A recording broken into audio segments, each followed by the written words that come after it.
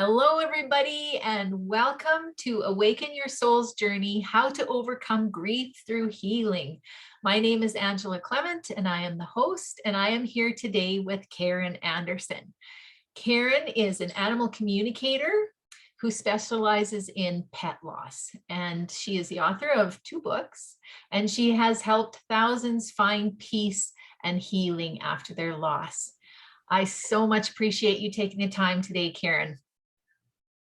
Thank you so much for allowing me to be here. I'm really looking forward to sharing my information with those who are tuning in. Awesome. So I thought we'd start just by you telling a little bit about yourself and what you do. Absolutely. I started my journey many years ago. In fact, as a very young child, I could understand the animals in, my family pets, the family dog and the cat. Of course, it was on a level much different than how I communicate with them now. But that was the beginning of my journey. And over the years, I kind of pushed it aside. My parents didn't quite know what to do with that, so they discouraged me. And it wasn't until many years later, when I was actually a deputy sheriff in Colorado, that all of my abilities started to resurface again. For reasons of personal safety, I was basically using my senses to be safe and to make sure that I went home at the end of every shift.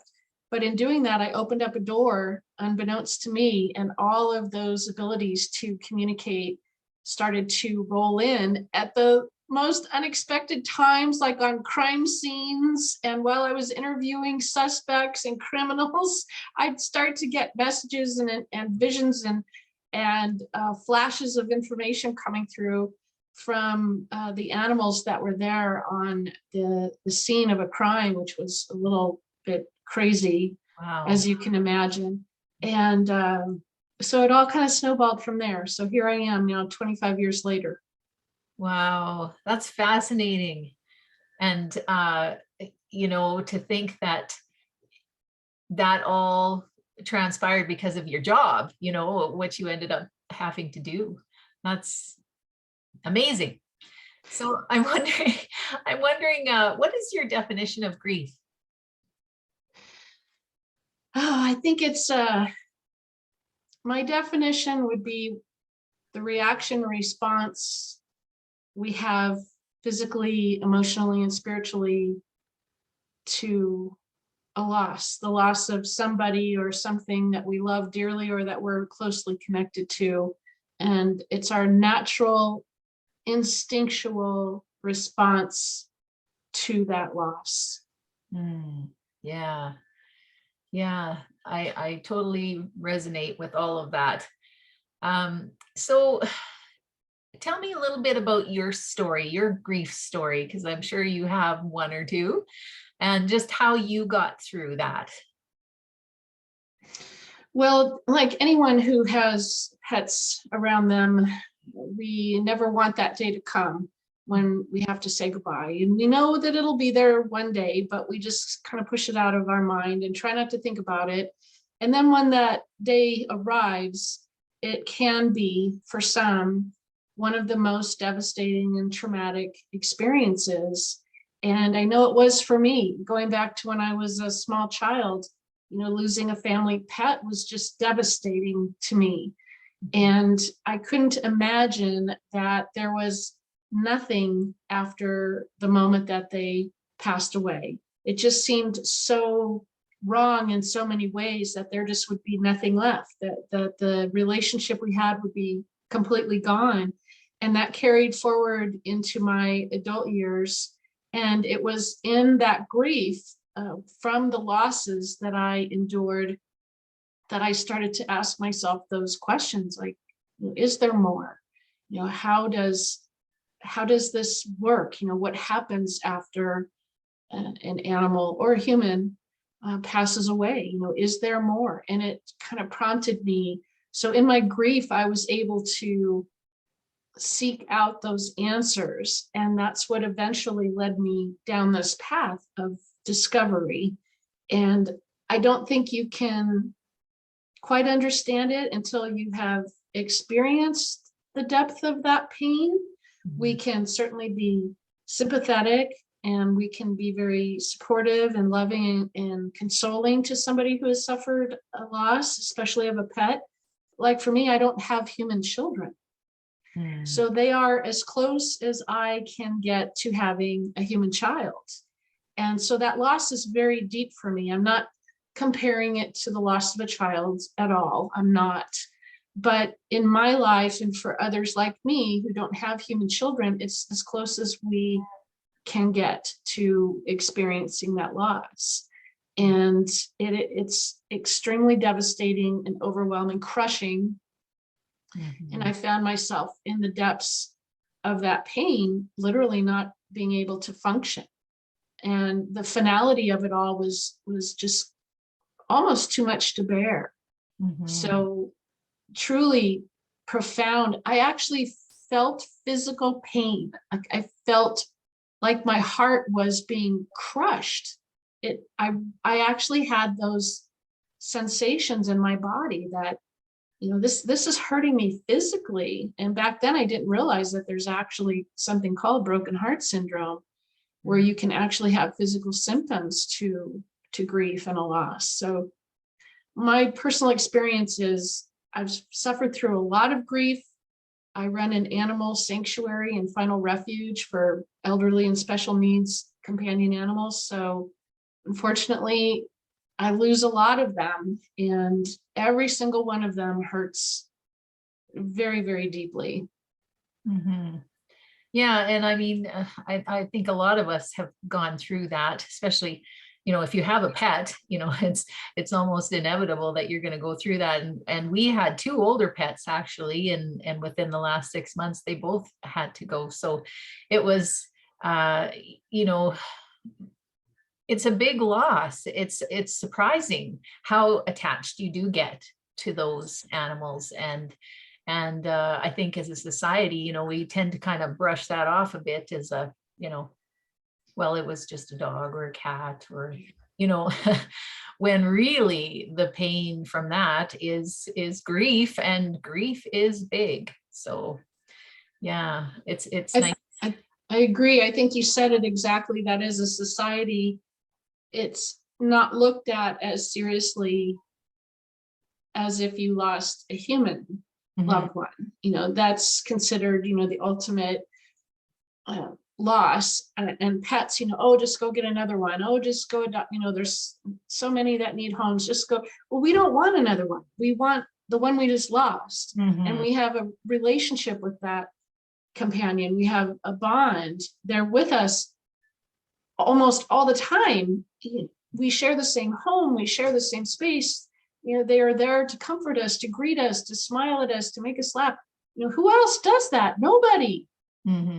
No human can do what a companion animal does for us, and to do that so willingly and so lovingly. And so, they don't care what you look like in the morning. They don't care what kind of car you drive. They don't care that you didn't pay your bills. They don't care about any of that stuff. They just want to be with you and spend time with you. And, that is a really powerful bond. And when that's suddenly broken, it is totally and utterly devastating.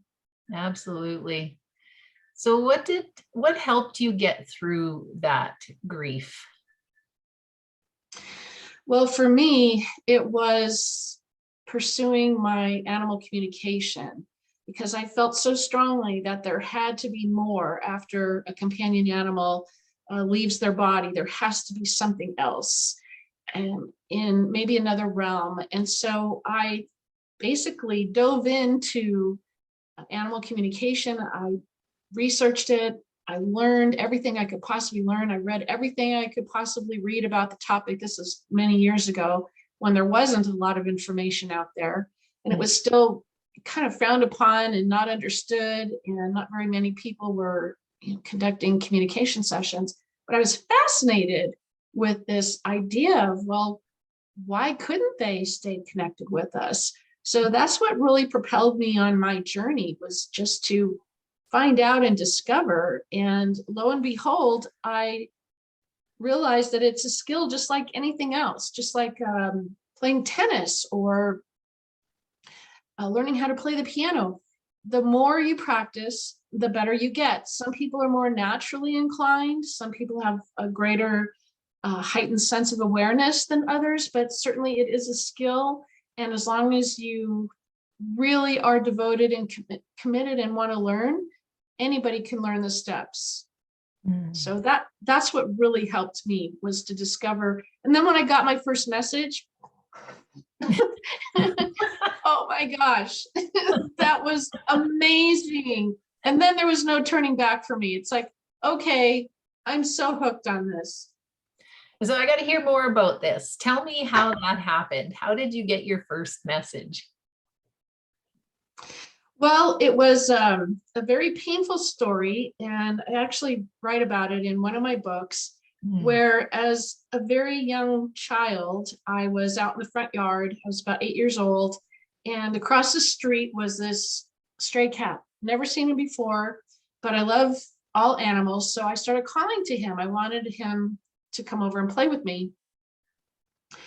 And eventually, he started to come over and cross the street to get over to my side where I was. Well, out of nowhere, a car came by. Oh no. And hit him. No. And he didn't make it. And I watched this whole thing unfold like in slow motion. I can still see it to this day. It was awful, as you can imagine. And what was really bad is he didn't die right away. So I felt so responsible for what had just happened. I was so traumatized by this. I literally said, that's it. I am never communicating with another animal again. Never, never, never. You know, look what I've done. I'm the one that's responsible for this. So as an 8-year-old child, I was deeply, deeply affected and wounded by that. So fast forward many years, and I was practicing animal communication, but it was mostly with a living pet and working with the animals that were either having behavior problems or maybe some health issues or something like that. When I remembered this particular incident, and I thought, you know, I need to make that connection and apologize to that kitty. And that's when I got the most incredible messages. And the way that it unfolded was so unexpected. I was actually dumbfounded as to what he showed me. So earlier on, I had had an incident where I was communicating with a little dove that somebody had rescued. And this little dove was telling me everything about my life, like reading it to me like a book, chapter after chapter. And I thought, how in the world does this little dove know what's going on in my life? Well, I had almost stopped practicing my communication skills at that point because of all of the rude things that people were saying to me at the time. And, you know, nobody was very supportive back in the day. And this little bird was telling me, you know what's in your heart. You know what you need to do. You need to follow your passion. You need to, you know, keep practicing, keep communicating. So when I finally decided to connect with this kitty that had passed on so many years ago that I felt so responsible for, I asked him, you know, so where are you now? What are you doing now? You know, who are you now? And he flashed to me an image of that dove. Oh, wow. Right? Yeah. So he had come back as this little dove that knew everything about me and was sharing the message with me that I needed to stay on this path and follow my passion. I can't stop smiling because it's just so amazing and powerful. It was mind-blowing. So that's when I realized, okay, this is what I'm doing. I love this. And I was so healing. It was like all those like 3 decades of pain and guilt just poof off of me. It just all released. And I went on to find out that, you know, animals don't hold us responsible for what happens to them, even when we're directly involved with their passing, like I was. You know, there was nothing held against me. There was no blame. There was nothing there towards me, because my intention was never to harm that kitty. My intention was to play with them and to, you know, feed him and make sure that he was okay. So it's all about the intention in your heart. So in that healing moment, I realized everybody needs to know this. Everyone needs to understand what I just discovered quite by accident, because it moved me from that place of carrying all of that grief and all of that remorse and all of that awful heaviness with me for so long. In an instant, it was gone. Yeah. Wow. What an incredible story. I know. I know. It was pretty amazing to me too. And just to see it all happen and to watch it all unfold while it was happening, it seemed so surreal. It seemed like you just couldn't even wrap your head around it. It's so hard to share that, because when it was happening, you're in disbelief as it's happening. So you're trying to remember what's happening. You're trying to grasp the moment of what's going on, and at the same time, it seems so incredible. But it's why I'm here today. Wow. And I write more about it in my books, but that's the main part of my story and my journey. Was the way that it's all connected just is mind-blowing. Yeah. So in the work that you do you have some stories that you could tell about, you know, people that you've helped maybe through this process? Oh my gosh, do I have stories? How much time do we have, Angela? Oh, do I have stories? I have so many stories. You're gonna go, okay, Karen, stop talking. Okay, so one of my favorites, this was a client of mine, and remember, I would conduct all of my sessions over the phone. This is before Zoom.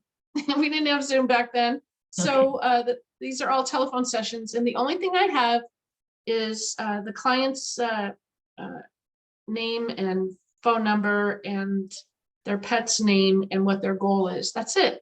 I don't have the whole history. I don't have that information.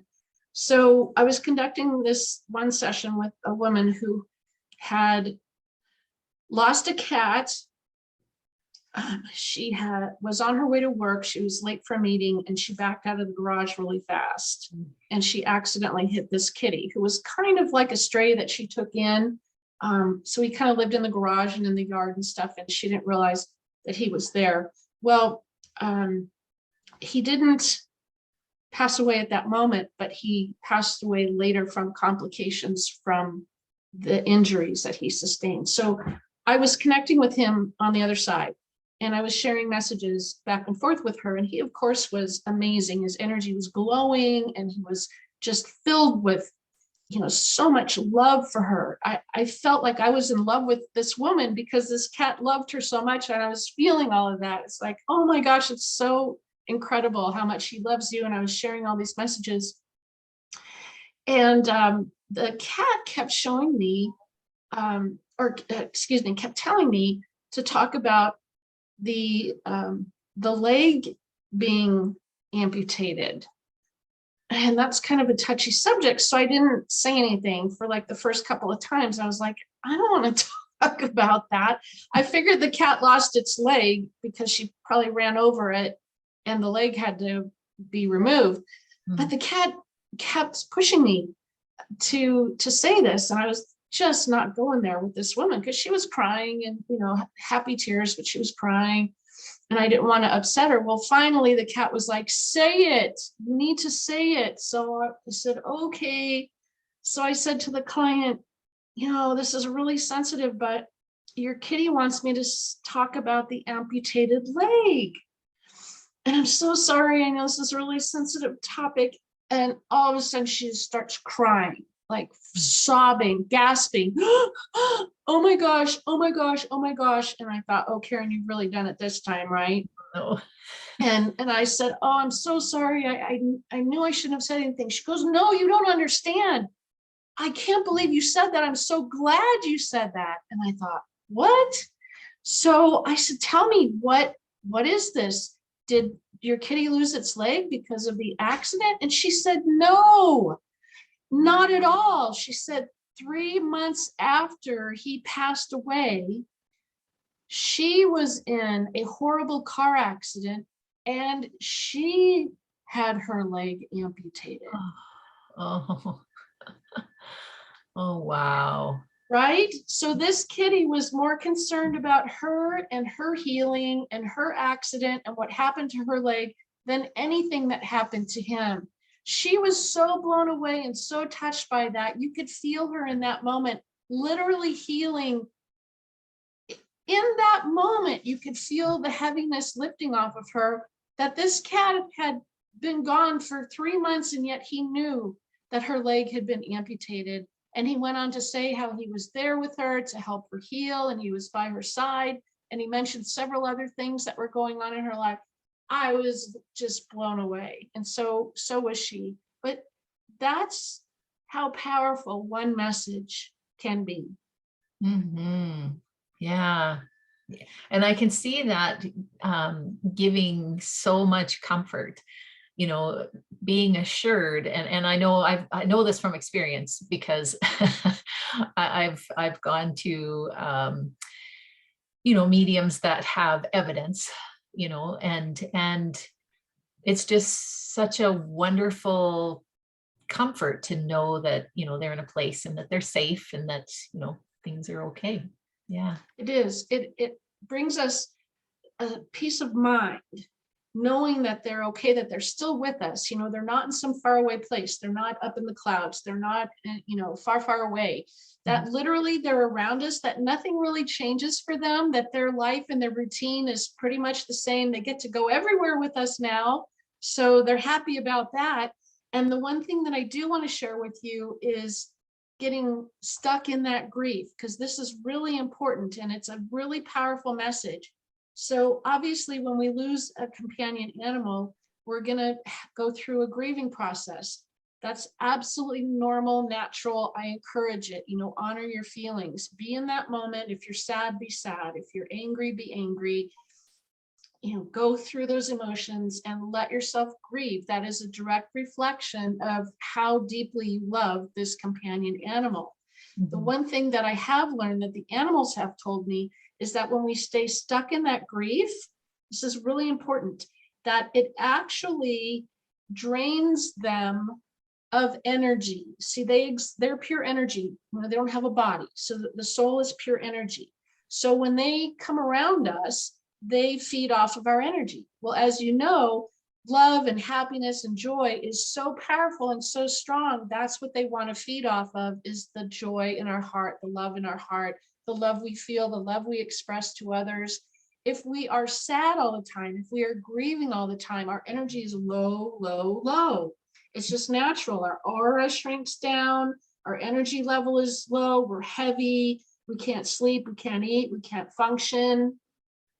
When we do that, it makes it so much harder for our loved ones who are on the other side to benefit from our energy, because it's like we're on empty. Our gas tank has nothing left in it because of the heaviness of our grief.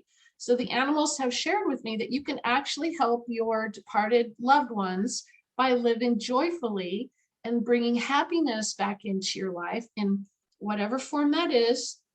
Little things that you do for yourself, or big things you do for yourself, whatever it is. Your grief won't harm them. It won't stop them on their spiritual journey. But think about it. Would you want to hang around somebody who was joyful and happy all the time? Or would you want to hang around someone who was sad and depressed and grieving all the time?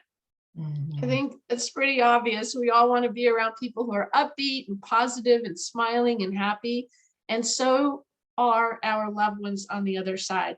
It won't stop them from being around us, but they can't enjoy all of that beautiful energy if you are stuck in your grief and underneath that umbrella of heaviness. So again, you won't harm them with your grief, but it definitely benefits them so much more when you love another animal, when you love the people around you, when you love your life, when you are following your passion like I did, whatever it is. Maybe you want to be a chef or a painter or sing or whatever you want to do. When you follow your passion, you're living the life that you are meant to live. That's how you can help your loved ones on the other side. That's like spiritual fuel for Mm. them. It's like topping off their tank. They're not running on empty anymore. They're like overflowing because you're living a joyful life. Doesn't mean you can't grieve or you can't be sad or you can't have those moments. Absolutely have those moments, but try to end on a positive memory. Maybe something they did that would make you smile, or something you remember about their silly little habits, or something that they used to maybe wake up around the house and you find a little treasure that they left you, or whatever it is. So you can really help your loved ones on the other side by just being more joyful, more centered, more goal oriented, and live the life that you were meant to live. Yeah, and I think that will help a lot of people that feel guilty when they are happy or joyful. They catch themselves in that moment that, ooh, I'm actually, having fun right now. Should I be? You know, Right. and I think that could help with that whole, guilt feeling. Um, If you had a session with your pet, I guarantee it that they will most likely come through and say that their wish for you is that you're happy. They mhm. don't want you to stay in sorrow, sadness, and pain any longer than you need to. Obviously, you need to go through the grieving process, but they want you to move into healing as soon as you can and as soon as you're ready. Whatever little baby steps that is, it's literally one little step at a time, one little thought at a time. It's replacing the negativity, which reminds me, when we play those negative loops in our minds, like about their last moments or what they went through, that is such an energy drainer for them. It actually holds them in that moment. Mm. So think about that. Instead of playing that loop over and over again in your mind, get rid of that, delete it, and replace that loop with something more powerful and positive and happy. That will help them. It'll help you. And they don't want you to focus on one tiny little portion of their life. Make their life more important than their death. Mm. Don't focus on how they died or why they died or what happened. It serves absolutely no purpose. And you could be using all of that energy and pouring it into how much you love them, how much they mean to you, how special they were, all the fun, cute little things they used to do, the treasures you'd find that they would leave you, or, just the funny antics, all of those things. You can take that negativity and choose to shift it into something more powerful, more positive, and more beneficial for you and your departed companions. Mm. Yeah, beautiful. I love that. Yeah, and grief is not easy, and like you say, you have to go through that process, but certainly knowing what you're telling us right now, gives you a little bit of a different perspective, that's for sure. It does. And, I will be the first one to say, I practice what I preach. I still feel the grief. I just lost one of mine about 2 weeks ago. Mm. And I go through all of the grieving emotions and feelings and waves and the crying and the tears and the sadness. I go through all of those things. But now I know, whether you can communicate with animals or not, I know that he's still with me. He's still around me. I can still talk to him out loud. He can hear me. I can invite him into my dreams. I can ask him to visit or leave me a message or a sign.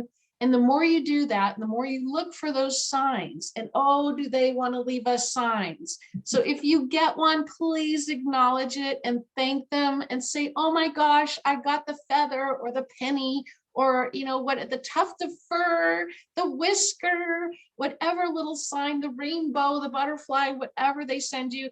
They get so excited when we acknowledge those signs from them that they'll send more. But you have to be on the lookout. You have to be looking for them.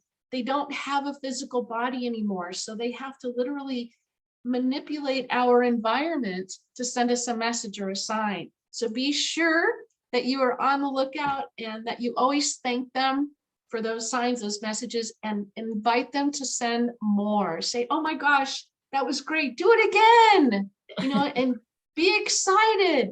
When we discount what they did, it's kind of like this. Wah, wah. Mm.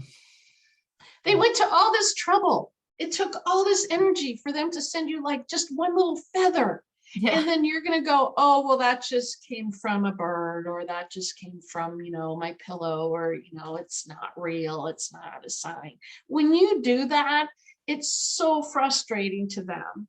They want you so badly to know that they're there with you in the space right around you. I can't tell you how many times during a session, sitting right here at my desk, right here at this computer, I would feel the animal brush up against me.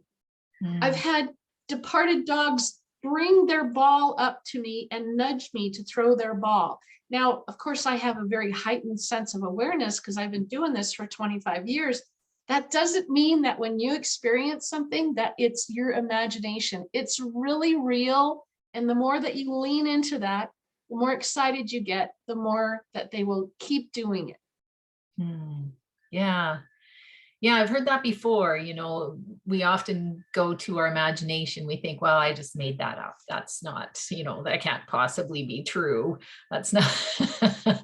And that's where, we get the feeling that we can't communicate, or, it's not possible. But I like your message, how, everyone can do this. And, if it's something that you want to do, well, it's a skill and it needs to be practiced. And yeah, I think it's fascinating.